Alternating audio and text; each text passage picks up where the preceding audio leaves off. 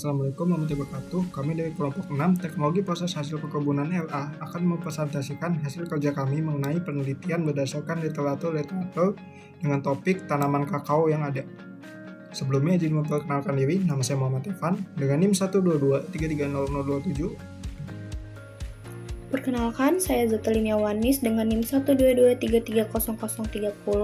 Saya Kor Ramadan dengan NIM 121330076. Perkenalkan diri, saya Putri Nisa Pratama NIM 122330013. Perkenalkan, nama saya Ripka Posmaida Sihaan dengan NIM 122330020. Anastasia dengan NIM 122330011. Perkenalkan, nama saya Friski Laifana Sidabalok, NIM 121330104.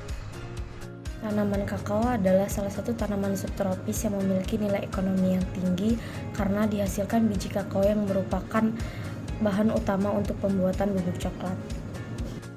Selanjutnya adalah panen kakao. Kakao mulai tumbuh buah pada umur 2-3 tahun setelah ditanam.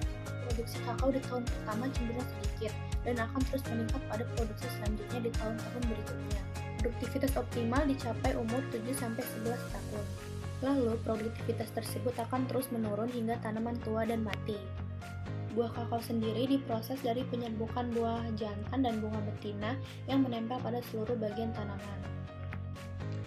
Selanjutnya masuk ke kriteria panen kakao, yang dimana terdiri dari 3, yaitu yang pertama, kulit buah sudah berubah warna secara sempurna, dari yang ketika mentah berwarna hijau menjadi kuning saat masak, atau dari yang ketika mentah berwarna merah menjadi jingga tua. Nah, kemudian yang kedua itu tangkai buah mulai mengering. Ketiga, buah kakao mengeluarkan bunyi jika dikoncangkan atau dikocok. Selanjutnya adalah pasca panen kakao. Pengolahan pasca panen tanaman kakao bertujuan untuk meningkatkan kualitas hasil panen kakao para petani. Nah, penanganan pasca panen sangat menentukan mutu hasil produksi biji kakao. Mutu biji kakao ini merupakan hal yang sangat penting dalam produksi kakao dan olahannya. Jika biji kakao bermutu rendah, maka produk olahannya pun akan buruk. Pengawasan mutu menjadi hal yang perlu diperhatikan, yakni dengan adanya inspeksi dan penerapan GMP, yang dimana prinsip GMP ini adalah memantapkan mutu yang baik, mulai dari aspek bahan tanam, agronomi, prapanen, pasca panen, penggudangan, pengiriman, hingga produk akhir. Berikutnya ada senyawa kimia pada kakao. Tanaman kakao sendiri menghasilkan buah yang kaya akan nutrisi dan memiliki berbagai kandungan kimia yang berharga. Kandungan kimia utama dalam kakao itu meliputi yang pertama ada asam amino, di mana kakao mengandung berbagai asam amino yang berperan dalam pembentukan rasa dan aroma khas coklat. Kemudian ada lemak kakao, yang kemudian ada asam lemak, di mana kakao mengandung asam lemak jenuh dan tak jenuh. Komponen penyusun utama asam lemak kakao adalah asam palmitat, stearate, dan oleat. Kemudian terdapat senyawa volatil, di mana senyawa volatil sendiri itu dapat berhubungan dengan rasa dan aroma yang dihasilkan pada biji kakao.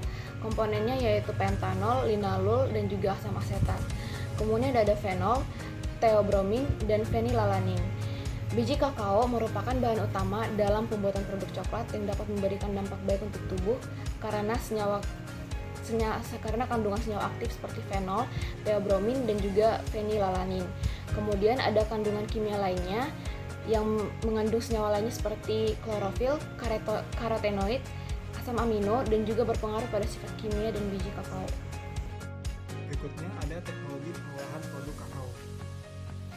Pengolahan kakao di Indonesia umumnya masih menggunakan tradisional, sehingga hasilnya dapat berupa kakao non fermentasi yang masih rentan terhadap kerusakan produk dan penurunan nilai ekonomis. Berdasarkan hal tersebut, diperlukan sebuah pengetahuan dan pemanfaatan teknologi terkini sehingga dapat menghasilkan kualitas dan mutu produk yang lebih tinggi dan dapat diterima di pasar nasional maupun internasional. Hasil fermentasi kakao yang telah dikeringkan dapat diolah menjadi berbagai macam produk seperti coklat batang. Pengolahan coklat batangan memerlukan teknologi yang baik untuk tetap dapat memenuhi standar kualitas mutu yang dibutuhkan pasar nasional maupun internasional. Proses pengolahan coklat batangan yang dilakukan oleh PT XYZ di kota Kendari, Sulawesi Tenggara menurut penelitian Herdian Syahik dan kawan-kawan antara lain. Yang pertama ada persiapan bahan baku. Persiapan bahan baku dilakukan dengan kerjasama bersama lembaga-lembaga luar untuk mendapatkan bahan baku dan bahan pendukung lain. Yang kedua ada penyalaian biji kakao. Penyalaian biji kakao menggunakan teknologi berupa mesin roasting yang dilakukan pada suhu 90 derajat Celcius dan selama 60 menit. Yang ketiga ada pendinginan biji kakao. Proses pendinginan menggunakan teknologi mesin cooler. Mesin cooler yang digunakan diatur dalam suhu 40 derajat selama 15 menit. Keempat ada pengupasan kulit kakao. Pengupasan kulit kakao dilakukan untuk memperoleh nib kakao dengan menggunakan mesin NNS nib separator selama 1 jam dengan kapasitas produksi yaitu 100 kg. Yang kelima ada penggilingan nib kakao. Penggilingan nib kakao untuk memperoleh pasta kasar yang menggunakan mesin berupa stun mill yang memerlukan waktu operasi selama 1 jam dengan kapasitas adonan 100 kg. Kelima ada penggilingan pasta kasar, penggilingan kembali yang dilakukan dengan menggunakan mesin ball mill 30 dengan waktu operasi selama 4 jam dengan kapasitas adonan 2 kg. Kedua ada pencampuran adonan. Pencampuran adonan coklat dilakukan menggunakan mixer dengan melakukan pencampuran pasta kakao dengan bahan pendukung lain seperti lemak kakao, gula merah, gula pasir, dan susu bubuk. Yang ke-8 ada penggilingan adonan. Penggilingan adonan dilakukan untuk menghaluskan adonan yang dilakukan dengan penambahan rumput laut sebagai emulsi karena kaya akan antioksidan dengan menggunakan mesin berupa ball mill mini selama 2 hingga 3 jam. Yang ke-9 ada tempering adonan. Proses tempering ini bertujuan untuk menstabilkan adonan coklat pada titik suhu 40 derajat Celcius. Yang ke-10 ada pencetakan, dan yang ke-11 ada pengemasan yang dilakukan dengan 2 kemasan yaitu kemasan primer dan sekunder. Aspek bisnis komoditas kakao. Yang pertama yaitu produksi. Diproduksi melibatkan proses penanaman, pemeliharaan, dan panen kakao dari kebun kakao. Faktor-faktor seperti kondisi tanah, iklim, dan teknik pertanian mempengaruhi produksi tersebut. Lalu yang kedua ada pasar. Permintaan dan penawaran global mempengaruhi harga kakao tersebut. Lalu yang ketiga ada harga. Harga kakao sangat fluktuatif dan dipengaruhi oleh faktor-faktor seperti cuaca, permintaan, dan politik. Hal ini mempengaruhi keuntungan petani dan pelaku rantai pasar. Lalu yang keempat ada kualitas. Kualitas dari kakao sangat penting untuk mendapatkan harga yang baik di pasar.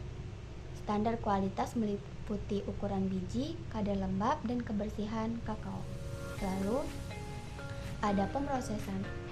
Setelah dipanen, kakao harus diproses menjadi bubuk atau mentah sebelum dijual kepada produsen coklat atau industri makanan lainnya.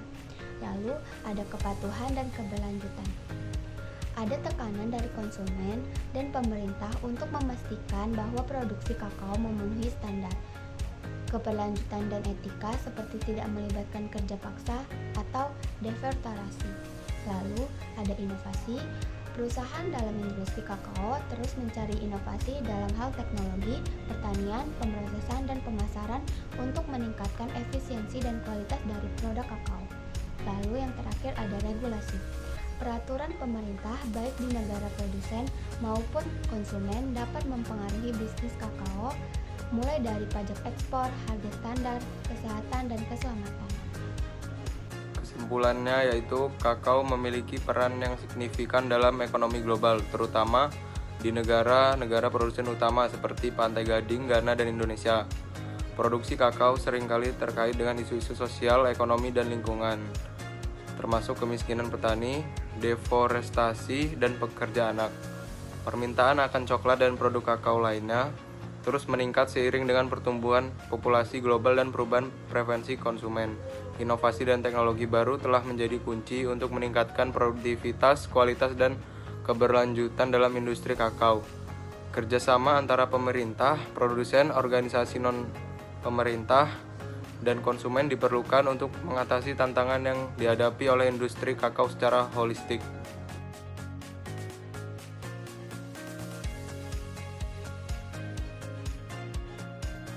Sekian presentasi dari kami. Kurang lebihnya kami mohon maaf. Terima kasih telah mendengarkan sampai habis. Saya akhiri. Wassalamualaikum warahmatullahi wabarakatuh.